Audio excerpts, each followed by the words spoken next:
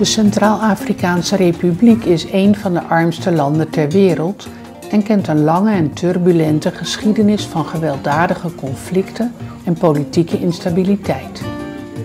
Op dit moment is de situatie in grote delen van het land stabiel. Het zuidwestelijke deel van de Centraal-Afrikaanse Republiek en het noorden van de Republiek Congo-Brazzaville is het gebied waar de Bayaka-pygmeeën leven. Jérôme Sitamond woont in de hoofdstad Bangui. Hij coördineert voor een groot aantal kerken de missionaire activiteiten voor de pygmeeën. Met Jérôme en zijn team reizen we naar Londo, een geïsoleerd dorp diep in het regenwoud van de Centraal-Afrikaanse Republiek. Londo, c'est un village pygmée qui est situé à 250 km de Bangui. Les premiers évangélistes qui étaient formés ont été déployés ici et ils avaient la mission.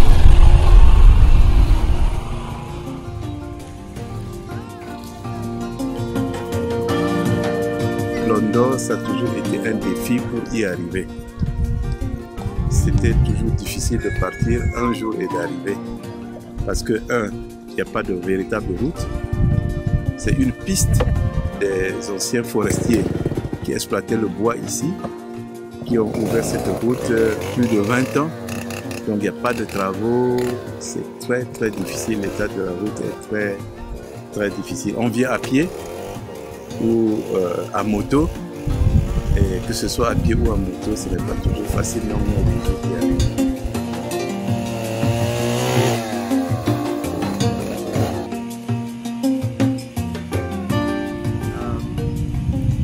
J'ai visité le Pygmée pour la première fois en 1987. Et quand je suis venu participer à une conférence ici, j'ai vu leur manière de vivre. J'ai vu leur simplicité. J'ai vu quelque chose me disait que tu as des choses à apprendre de ce peuple. Et bizarrement, quand je suis rentré à Bangui, j'ai toujours mis dans la tête qu'il faut que je revienne un jour travailler avec ce peuple-là. Et c'est comme ça que Dieu m'a aussi parlé.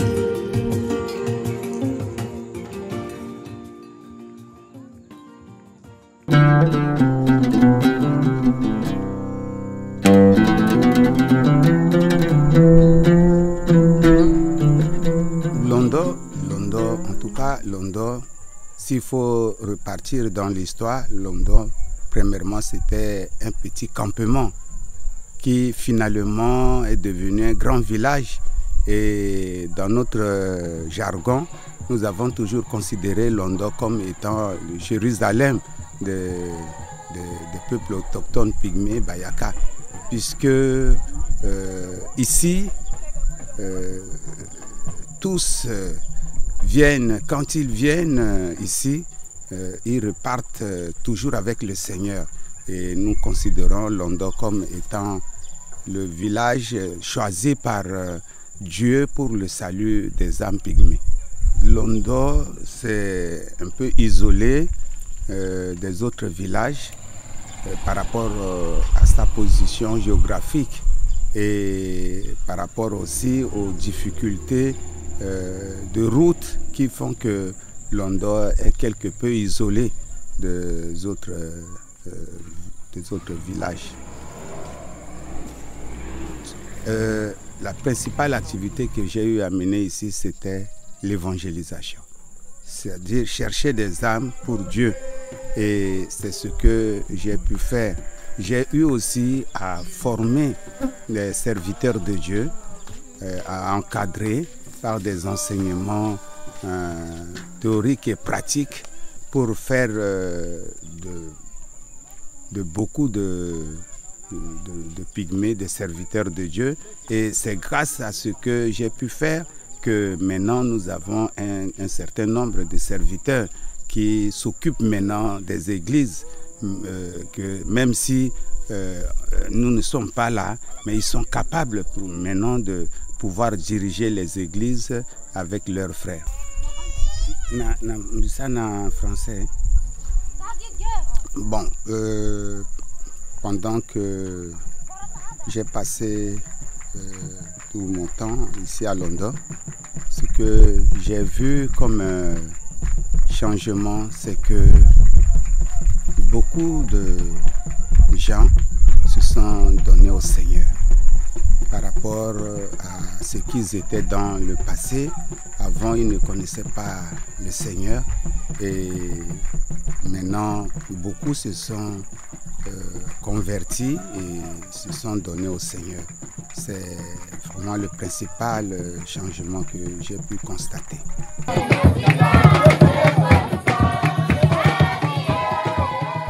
Je fais la théologie à la FATEB et puis je fais la missiologie à la FATEB à Yaoundé. Maintenant là, je suis en train de faire le doctorat en ministère à la FATEB et mes recherches se basent sur la formation des disciples de Jésus-Christ à travers le chant au sein des peuples nomades Baaka, des Bakota dans la Lobaye, en République centrafricaine.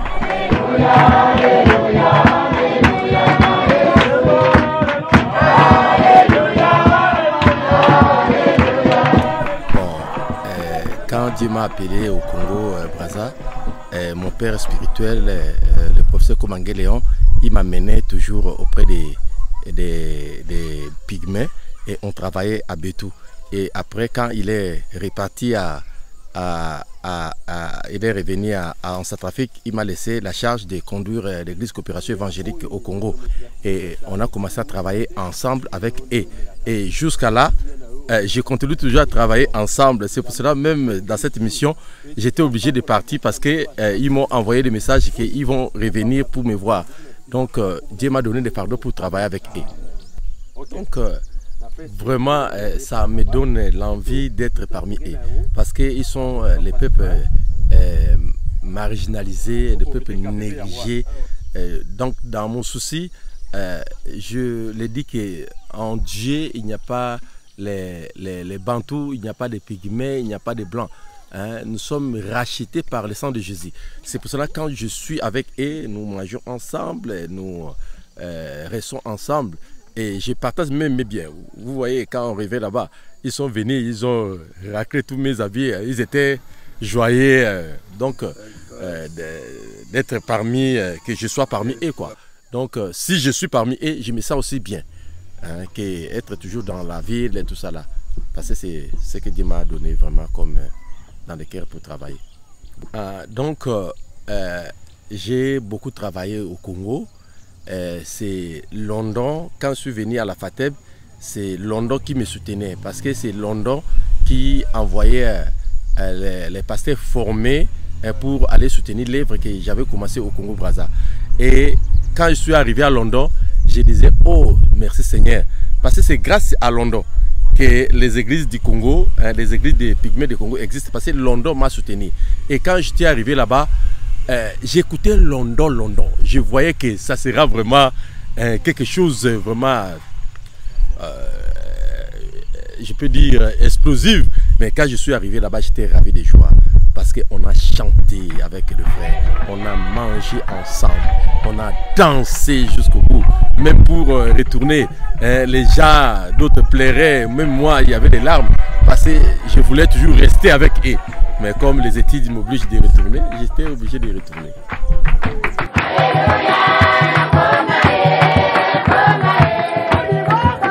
En ce moment, je suis en quelque sorte comme le coordonnateur de l'œuvre parmi les Pygmées. Je travaille pour essayer de superviser, d'apporter un coup de main là où ça ne marche pas. J'interviens pendant un certain temps, j'encadre, j'essaie de résoudre certains problèmes et après, c'est ainsi de suite, je vais comme ça de temps en temps, de campement en campement, juste pour encadrer surtout les jeunes serviteurs pour qu'ils soient à mesure d'être capables de mener aussi les activités à leur tour et de pouvoir aussi encadrer les autres.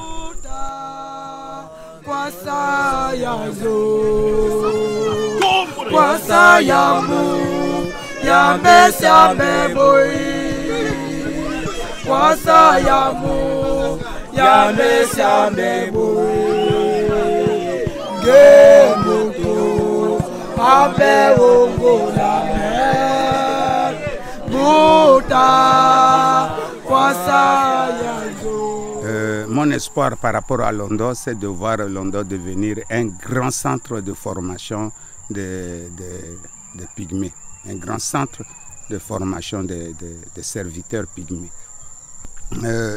Mon espoir par rapport à Londo, c'est de voir Londo aussi évoluer comme les autres villages, avec le minimum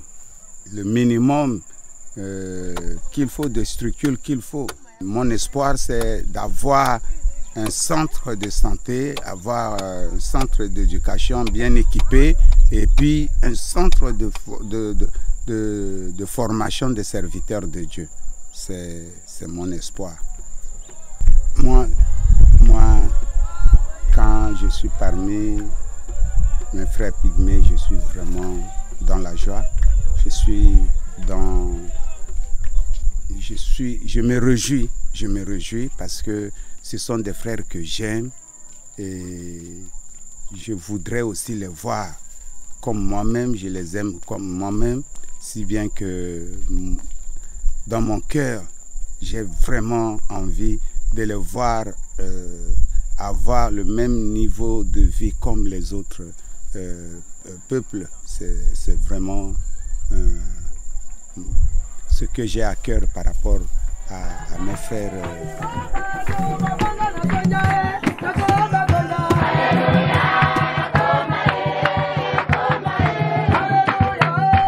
Moi, j'espère pour eux que le pygmée elle laisse vraiment la tradition et qu'il laisse le syncrétisme, donc mélange de la tradition avec la parole de Dieu. Dans mon souci, je veux que les pygmées donc pratiquent la parole de Dieu et qu'ils se sentent comme les Bantous, comme les Blancs, parce que la Bible dit il n'y a pas de Grecs, il n'y a pas de Juifs, nous tous nous sommes un en Jésus-Christ, qui se sentent à l'aise pour vénérer Yahvé, donc Dieu de la Bible.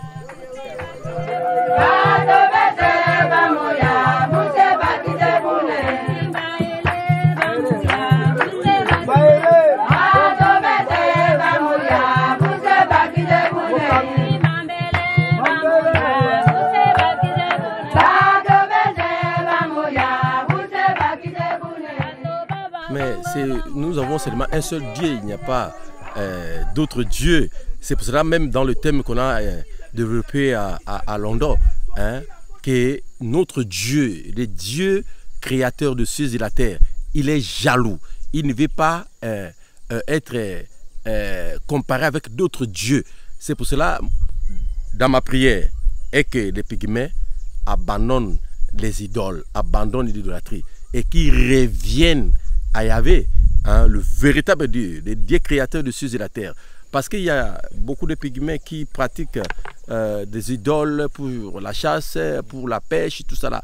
Or, Dieu nous a donné l'autorité, comme on a écouté à Londo pendant les enseignements. Tout ce que nous voyons, c'est Dieu qui nous a donné. Nous avons l'autorité. L'homme a l'autorité sur toutes choses que Dieu a données. Que les pygmées voient que c'est Dieu qui lui a donné des antilopes et que Dieu qui lui a donné des arbres, qui ne vénèrent pas les arbres, qui ne vénèrent pas les idoles. Ça, c'est ma prière.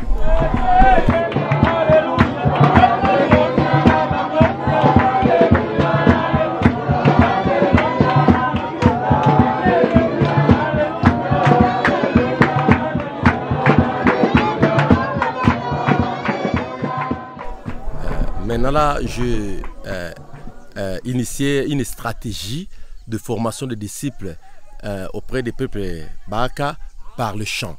Et je me suis inspiré de la confession de foi contextualisée que le professeur Beno, avec Nupanga, avec des pasteurs, des responsables des églises qu'ils ont fait à London en 2004. Donc je me suis inspiré de ça pour maintenant composer des chansons à Baraka, afin que les pygmées eux-mêmes puissent chanter et transmettre les connaissances à travers la confession de foi. Parce que les chants là, ça va leur permettre, à la chasse, ils vont chanter, à la pêche, ils vont chanter, même dans des cérémonies, ils vont chanter. C'est pour eux, quand je les ai demandé, ils m'ont dit, les chants, c'est une richesse pour eux. Les chants, c'est... donc ça leur donne les sentiments. Les chants, c'est quelque chose qui est très très important pour eux. C'est pour cela qu'on va initier maintenant pour faire, si Dieu donne des opportunités, on va aller campement par campement, on va former des mbaïs. Les mbaïs, ce sont des aînés de la famille. Quand les mbaïs seront formés, les mbaïs vont continuer à former leurs familles afin que maintenant l'évangile se communique par les chants. Je vous remercie.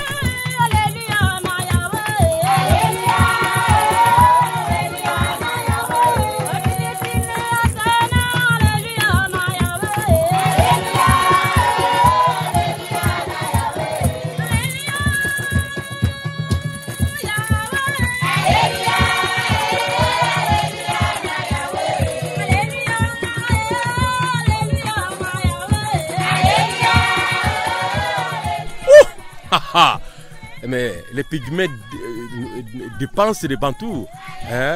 Quand les pygmées chantent, c'est comme si nous sommes déjà au paradis. Parce que les pygmées, quand ils chantent, ils mélangent de voix. Ils n'étudient pas la musique, mais c'est quelque chose qui est inné dans leur vie. Ça, c'est leur spécialité.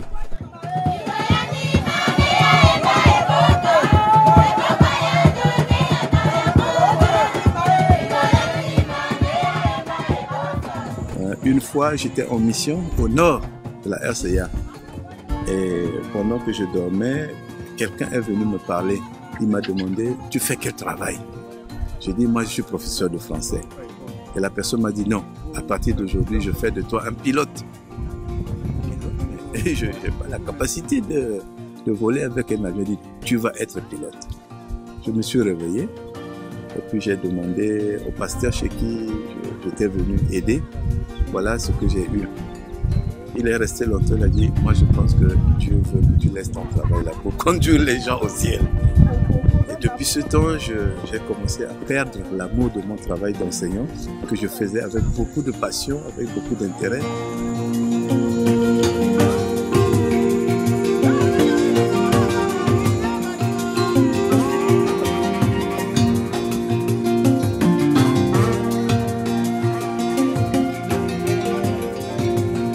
Alors j'ai compris que bon, ma place c'était pas vraiment en ville, mais plutôt parmi les pygmées. C'est comme ça que Dieu m'a préparé.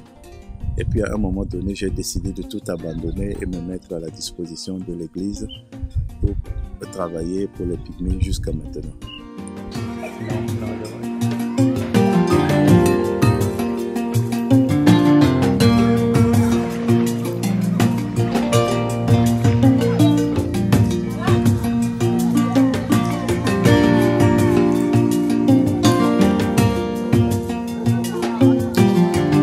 Passé 8 ans ici avec toute ma famille, ma femme et mes 6 enfants.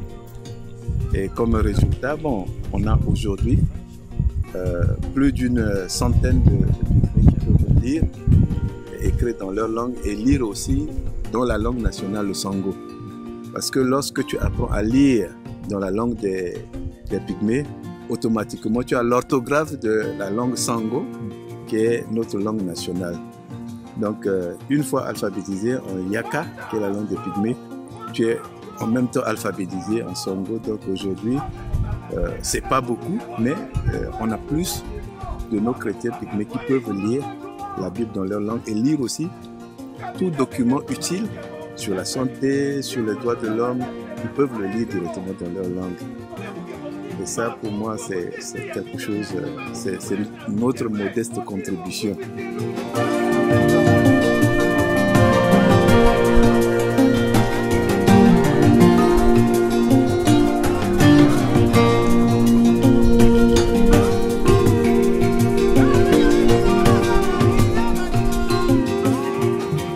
Le grand besoin, c'est de former des gens qui continuent d'enseigner les pygmées, de les former dans la parole de Dieu.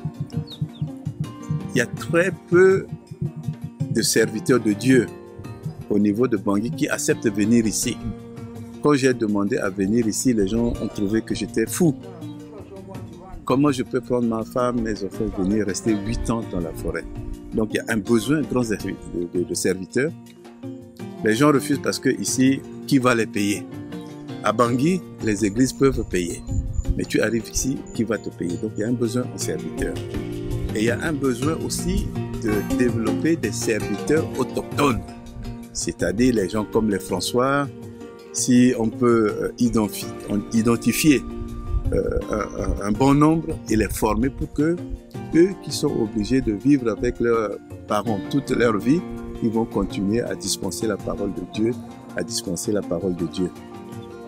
Et une chose qu'il faut vraiment considérer, c'est que tout ce travail spirituel-là ne peut pas se faire sans qu'il y ait un appui sur le plan social. Je crois l'évangile dont on a besoin pour les pygmées ici, ça doit être un évangile holistique. Pas seulement prêcher, mais aussi qu'on trouve une école, qu'on trouve un poste de santé, qu'on trouve des projets, par exemple d'agriculture, d'élevage, qui leur permet aussi d'avoir les poules, les canards pour eux. Parce que dans la forêt, ils ne trouvent plus comme avant. Donc c'est vraiment le besoin d'avoir plus de serviteurs engagés et soutenus. Parce que si les gens s'engagent et qu'ils ne sont pas soutenus, c'est sûr qu'ils sont repartis. Et avoir des serviteurs endogènes qui sont censés continuer le travail tout le temps et appuyer ces chrétiens-là et ces serviteurs-là à avoir des moyens de subsistance qui leur donnent la force, qui les encourage à rester et travailler dans cette forêt-là.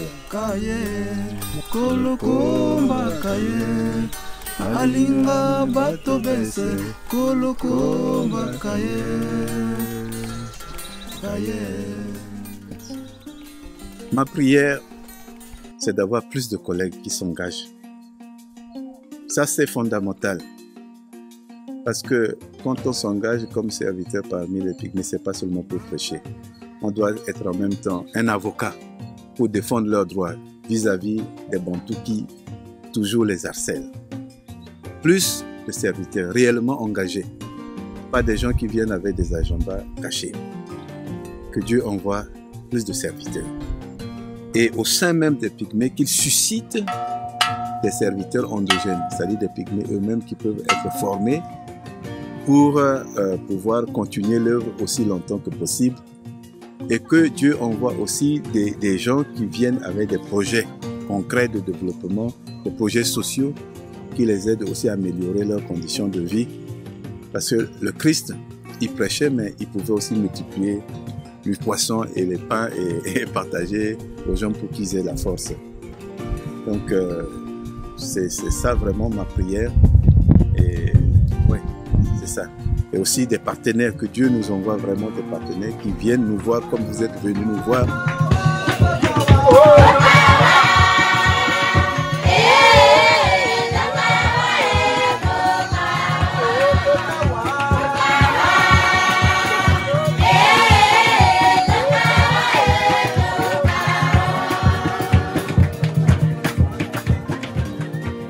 Et je bénis Dieu qui a fait vraiment que vous soyez venus jusqu'ici. Parce que quand on parle à certains partenaires de loin, ils ne peuvent pas imaginer la réalité. Mais aujourd'hui, je pense que vous êtes imprégnés de la réalité. Quand on va vous dire quelque chose, vous saurez que voilà, ce que Jérôme dit, c'est vrai. J'ai vu, j'ai entendu. Donc des partenaires qui soient proches de nous, proches des pygmées et qui les aident.